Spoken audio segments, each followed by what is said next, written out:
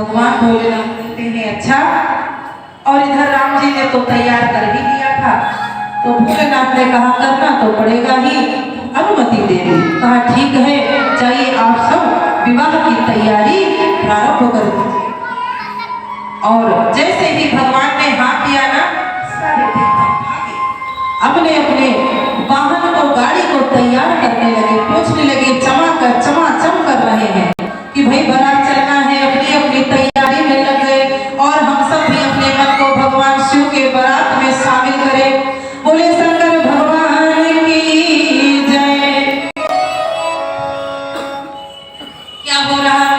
बोले लगे सवार सकल सुर, वाहन विविध विमान,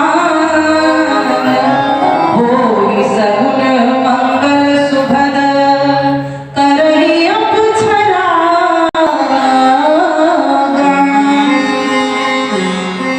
देवता लोग अपने अपने विमान को सजाने लगे, फूल माला गाड़ी को पहनाने लगे, और देवांगनाएं क्या करने लगी? बोले मंगल गीत गाने लगी और नृत्य करने लगी।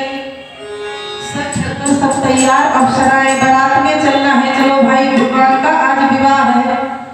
और इधर जिसका विवाह है उसको कोई पूछ ही नहीं रहा है, सब अपनी अपनी तैयारी में है, पर दूल्हा महाराज को कोई ध्यान नहीं दे रहा कि पहले भाई दूल्हा ही तो आज मेन है, उन पे किसी का ध्यान नहीं, और सब अपनी अपनी तैयारी में। 4 बज गया, दूल्हा तैयार नहीं हुआ, और बारात कहाँ जानी है? बोले हिमाचल नगर जानी है, दूर भी है। तो गणों ने सोचा कि हे प्रभु 4 बज गया, अभी तक कोई आया नहीं देवता लोग तैयार करने के लिए, क्या करें भोलेनाथ, हम ही लोग तैयारी करें आपकी।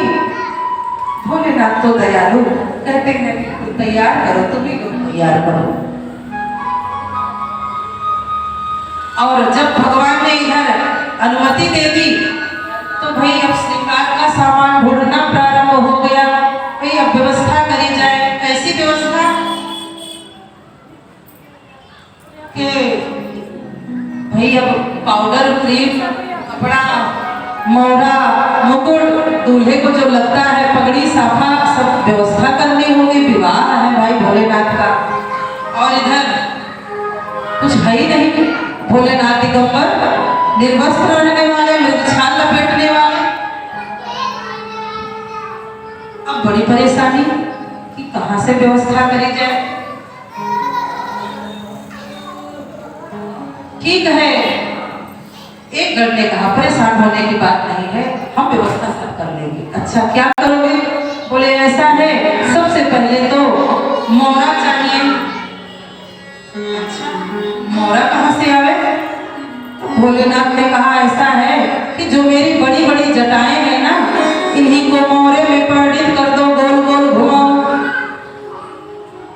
और जैसे ही नारद भोलेनाथ ने बोला, तुरंत गण आया और भगवान की जटाओं को पकड़ा, और पकड़ करके गोल गोल घुमा के इतनी बड़ी जटा का बढ़िया मुकुट बना दिया।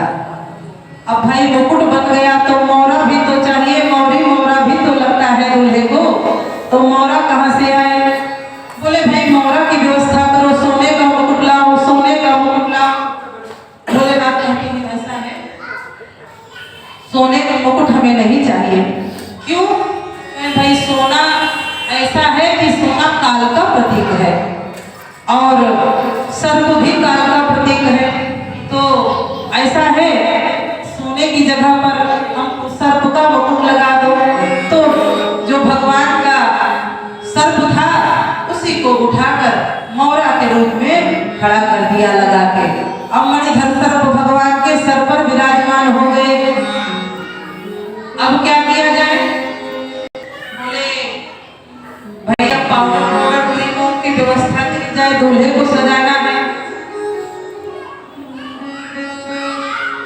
तो एक ने कहा ऐसा है कि हमें पता है भोलेनाथ क्या लगाते हैं। अच्छा क्या? ऐसा है पहले इनको आभूषण तो पहनाओ, क्या आभूषण पहनाना है? बोले कंगन कंगन चाहिए, दूल्हा कंगन पहनता है, कान में पहनता है, गले में हार वार चाहिए। अब ये सब कहाँ से आवे? तो भोलेनाथ ने कहा ऐसा है कि पहले तो जो तुमने ये सर्प लगाया है भाई सोने का क्यों भोलेनाथ नहीं लगवा रहे हो? इसलिए नहीं लगा रहे कि सोना जो है भाई जो गरीब होगा उसको देख के थोड़ा सा ये लगेगा ही भाव आएगा कि ले सोने का मुकुट लगाए हैं, हमारे पास तो है नहीं, ईर्ष्या होगी।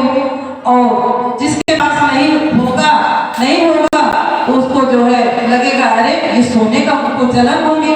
तो ईर्ष्या जलन से बचने के लिए भगवान ने कहा कि ये हमारे सांप का बढ़िया मुकुट और मोर मेरी जटाओं का बनाओ, जिसको ईर्ष्या हो जलन हो वह अपनी भी बढ़ा ले जटाओं को, है तो इसमें ईर्ष्या की बात ही नहीं रह जाएगी, जलन है तो अपने भी जटाएं बढ़ा ले।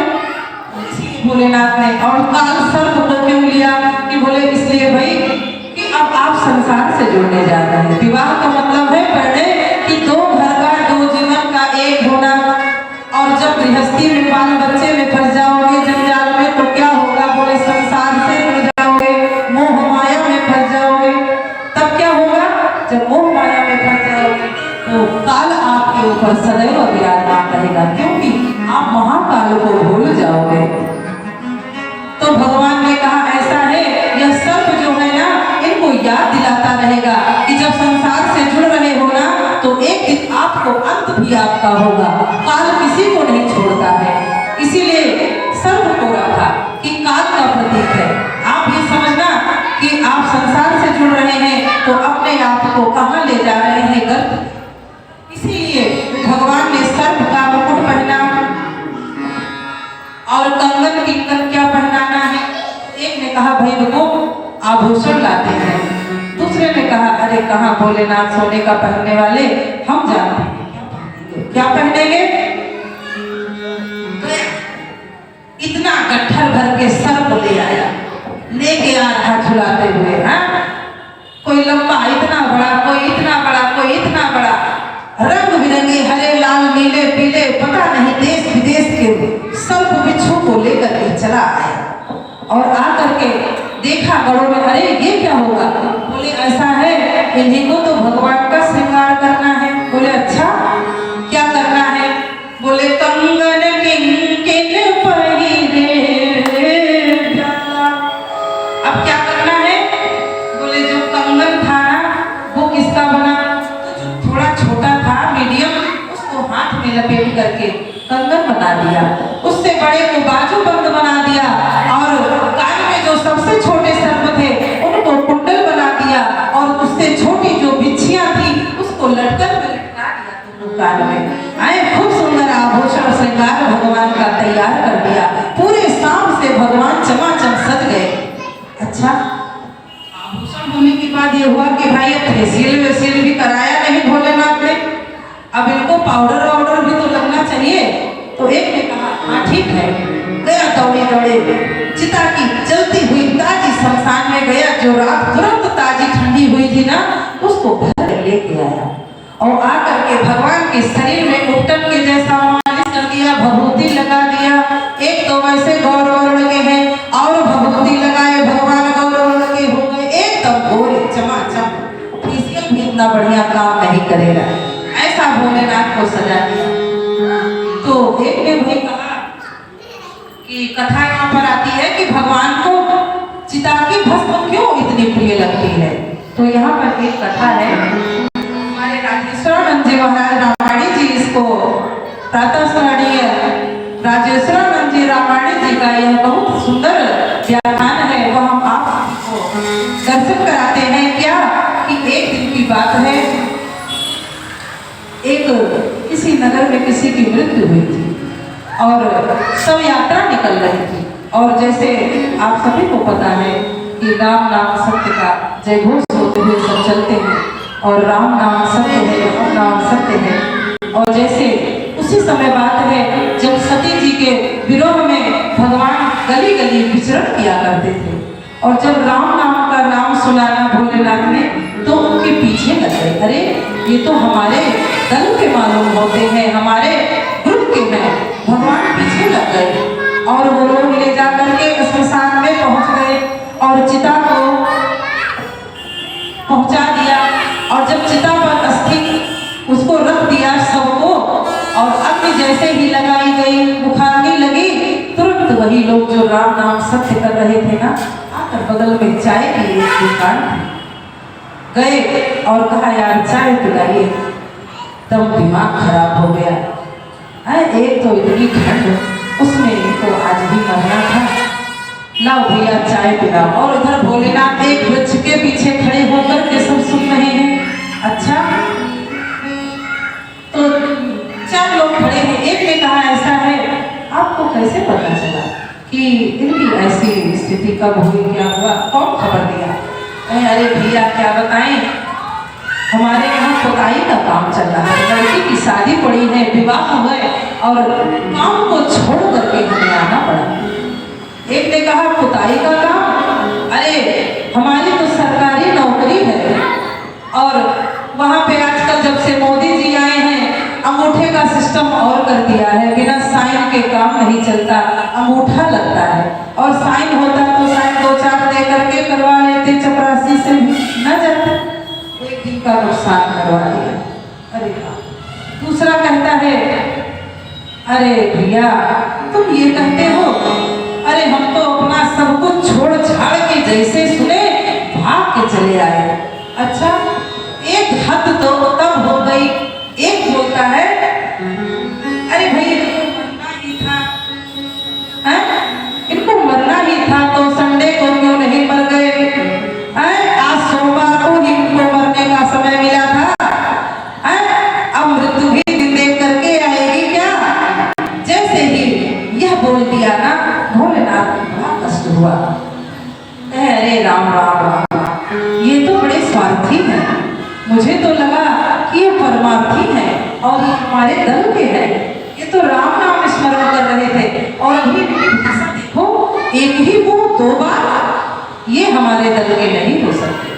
भोलेनाथ तुरंत भाग के गए और वह जलती हुई जो राख थी ना, उसको दौड़ करके गए, कहे अरे वाह रे शव, कि जिसकी वजह से कम से कम इन 4 लोगों ने 2 घड़ी ही सही राम नाम का स्मरण तो किया, कम से कम इनसे अच्छे तो तुम हो, तुम्हारी वजह से इन्होंने राम नाम का स्मरण किया है, इसलिए तुम मेरे बहुत बड़े प्रिय हो। गए भोलेनाथ दौड़ करके वही बहुत ही शरीर में धारण कर लिया और उसी दिन से भोलेनाथ को चिता की भस्म प्रिय हो गई। बोले शंकर भगवान की चिता भस्माने को, तभी से उनको चिता की राख प्रिय हो गई।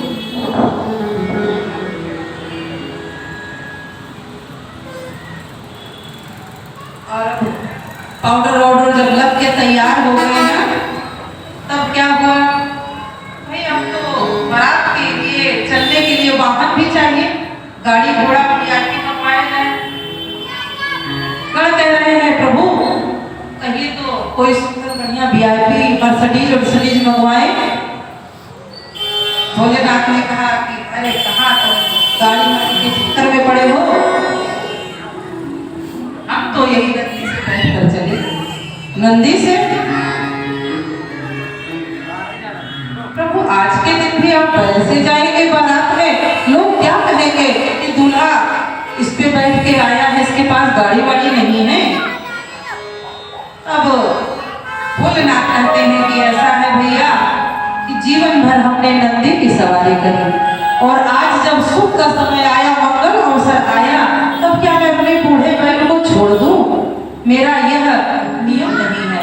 मेरा तो व्रत क्या है, बोले एक बार जिसका हाथ पकड़ लेते हैं ना, तो उनको हम छोड़ने वाले नहीं हैं। इसीलिए आप तो बैल की ही तैयारी करवाओ। बैल को सजाया गया। आइए हम सभी मानस की पंक्तियों से जुड़ते हैं कि किस प्रकार से उनका श्रृंगार दिव्य हो रहा है। किसी वही संभोगन करहि सिंगारा,